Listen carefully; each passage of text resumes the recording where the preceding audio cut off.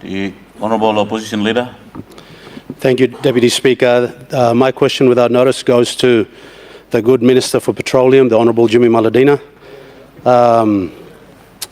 Deputy Speaker, this is a flow-on question from my question to the good Treasurer with respect to devaluation of the kina and how the country can increase its FX reserves.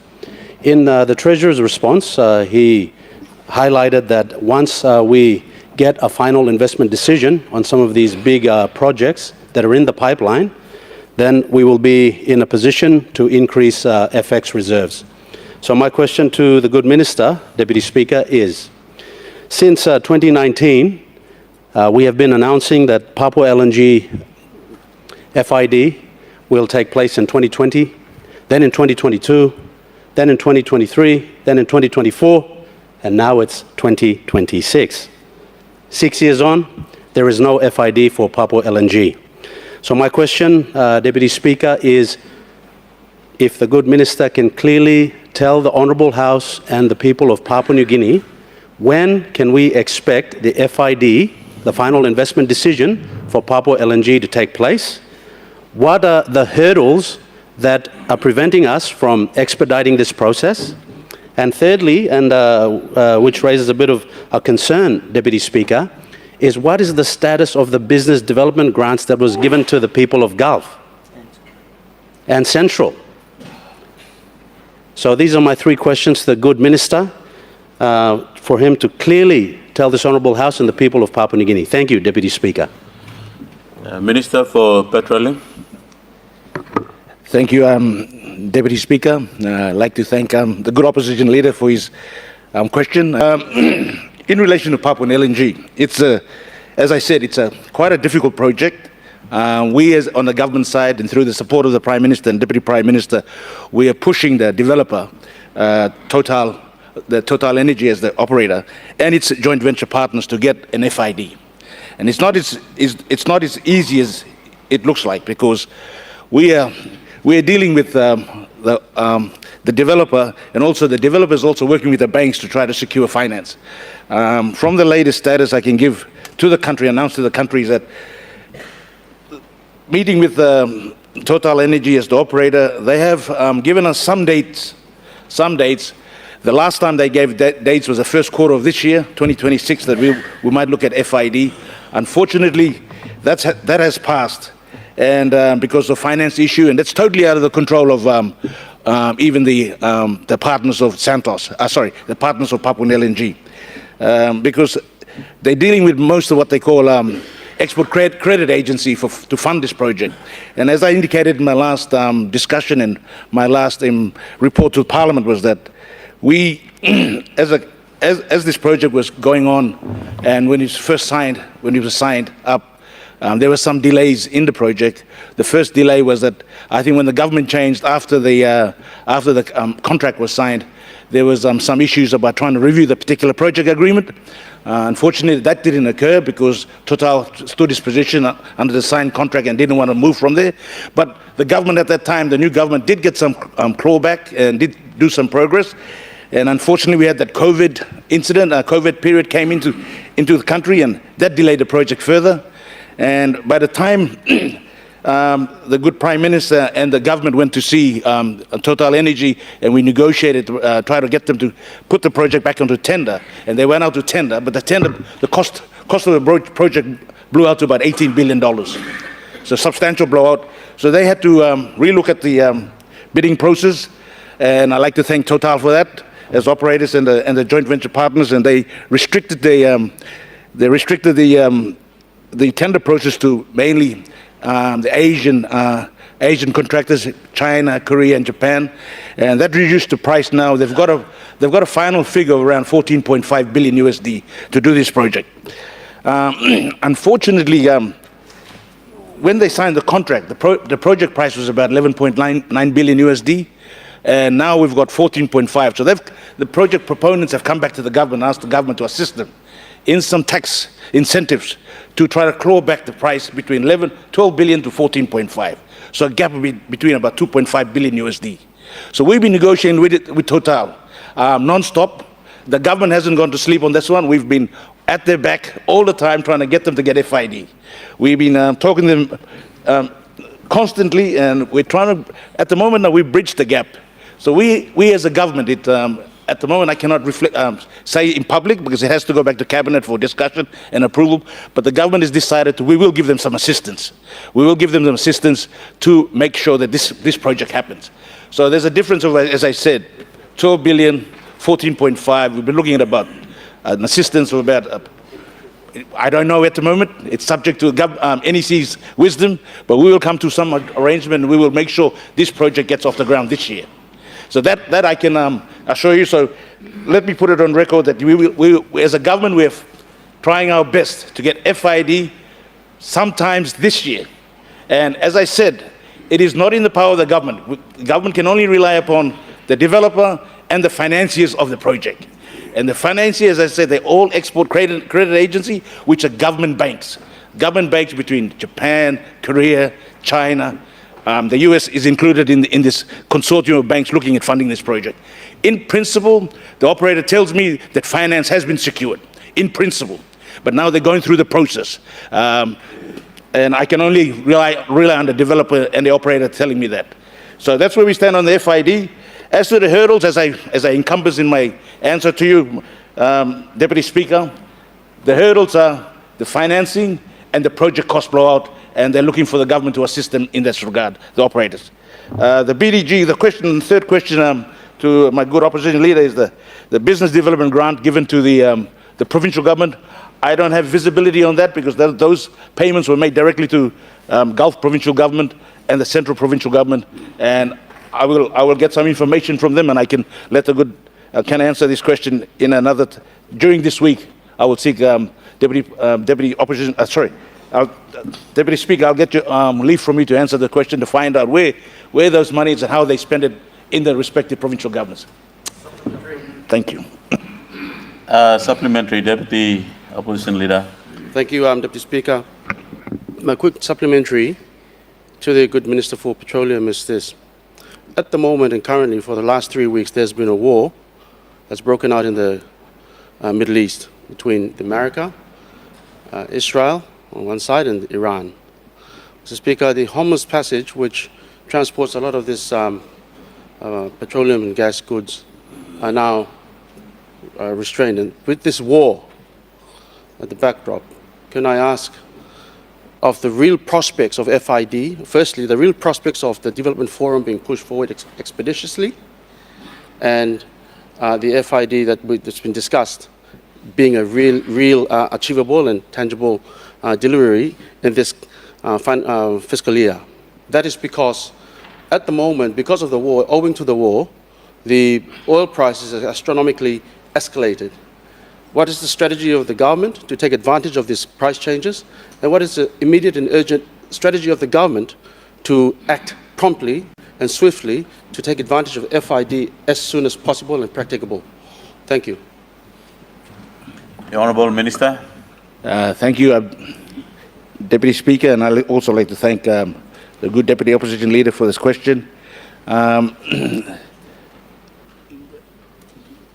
relation to the war in Iran and in Middle East at the moment, it's affected a lot of countries as to the supply of oil and gas to those respective oil countries around the world. As we can see, prices have shot up substantially, over $100 in the last 2 to 3 weeks now, and we don't see any foresight, the clearance of the war going forward.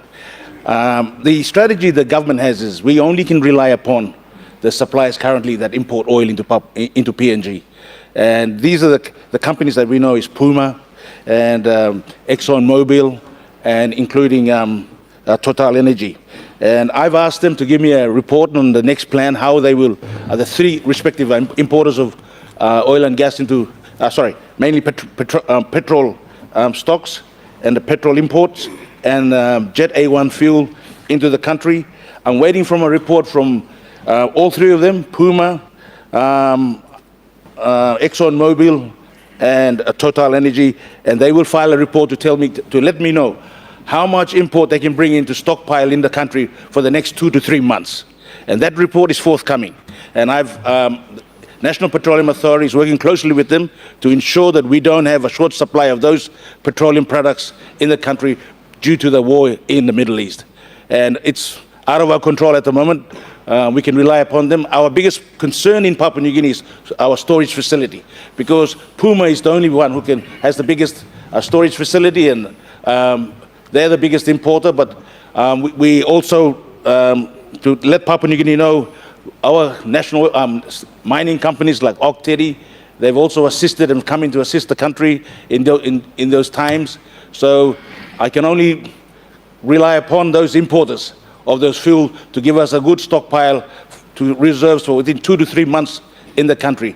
So I will be getting a report sometime this week, and once again I could table that in Parliament if Deputy Speaker can allow me to give us comfort in this country. Honourable members, we have a supplementary member for Yalibu Pangia. Honourable member for Yalibu Pangia, once again I'd like to remind the House, I'll be now listening very well on your supplementaries, because some of the supplementaries is like new questions, like the one that I've just entertained now. We were going out of the country to answer a question as supplementary on it. So I will be listening very carefully on every supplementary question. So if I see that you are out of the content of the question, I will rule your supplementary questions out. So, Honourable Member for Yalibu. Thank you. I will not start at you, but I will hear from you. That's okay. You can start with me. It's okay. That's fine. But Mr. Deputy Speaker, and my supplementary to the good minister is in relation to Total and this project, and in relation to what he has just stated. Mr. Speaker, this project signed in 2018, that is 2019, that is 7 years ago. If we had stuck to the original agreements, we should be in production today. But unfortunately, the government decided to review the contract and said that they have clawed back some benefits. That's what the minister has just stated. And the minister stated quite clearly that he wants to do a ministerial statement to this Honourable House this week. I would like to put it to the minister that he tells us what are the clawback benefits that this government has negotiated clearly to the nation. Because the government has decided to review this contract, we have missed opportunity to develop this major project for the country as a whole. And as a result, the economy and many contractors who have been trying to do business with this particular project have either moved on or costs have escalated, so they've abandoned the project, Mr. Speaker. That's one question. First question. Second question, Mr. Speaker, is the minister himself stated clearly today that the cost of the project will be about 14.5 billion US dollars. And he has also indicated today that the cost was supposed to be 11 billion US dollars. And obviously, the minister has alluded to the fact that he will go to cabinet with a submission to try and accommodate this new arrangement with Total, which in my thinking, it means that we will be either sacrificing 3.5 billion US dollars to try and accommodate this project. Now, if we are going to give further concessions, Mr. Speaker, my question to the minister, of up to 3.5 billion kina to the project, what are the benefits is this nation going to receive because of that sacrifice that we are going to make, Mr. Speaker? Because if we make comparisons to 11 billion kina US dollar project in 2019, that means we are funding almost over 1/3 of the cost of the project ourselves. So what is the benefit to the nation? That is my second question, Mr. Speaker. And Mr. Speaker, the third question, just alluding to the minister's own reply earlier, he said that Puma is the only storage capacity in the country.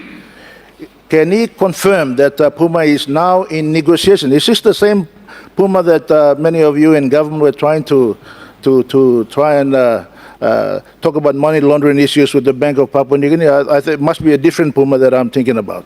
But anyway, if it's the same Puma, I am told that, Mr. Speaker, that they are in negotiations to sell this storage facility to the United States government.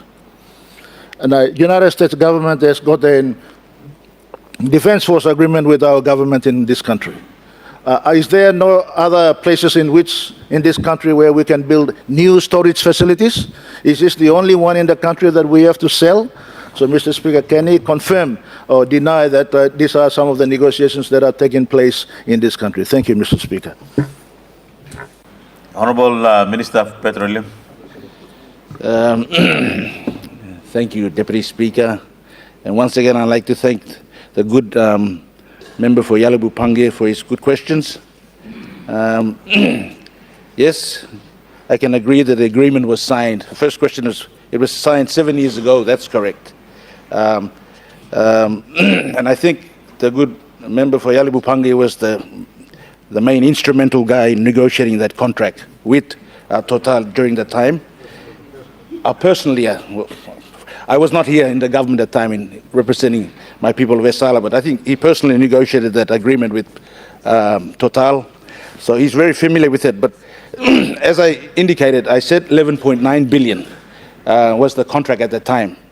The contract was signed, it was at 11.9 billion, around that figure, going to 12. So they've come back to us and asked us to assist them with this amount of money. It's not 3.5 billion. I think it's much less than that, Deputy Speaker. So these are not finalized figures. We're still in negotiation, and it'll be at the wisdom of Cabinet to approve that amount, but it's far more less than 3.5 billion we're assisting this Papua LNG project. That's to answer the first question. Secondly, about the benefits we clawed back. I'll have to look into that because I was, during that time, I didn't review this agreement, which was, I think, done by my predecessor, Honourable Member for Sinisina Yogumu. So he tried to claw back those benefits, and I don't know what happened there, but if for hindsight I can get that and present that to Parliament in my speech during the week. The third question is Puma. Puma, I think that's the same Puma. That's the same Puma. Member for Yalibu Pange. I mean, there's only one Puma in Papua New Guinea. So I don't do business in the private sector a lot these days because I'm really totally full-time in government issues. So I don't know whether the US government is negotiating with Puma. I don't know that. It could be bar talk, or I don't know where they get that information, but it hasn't come across my table as a Minister for Petroleum. So I don't know whether the sale is going forward or this negotiation that I can't confirm to the people of Papua New Guinea in this Honourable House. The third, I think that's the three issues that was brought up by Honourable Member for Yalibu Pange. Thank you.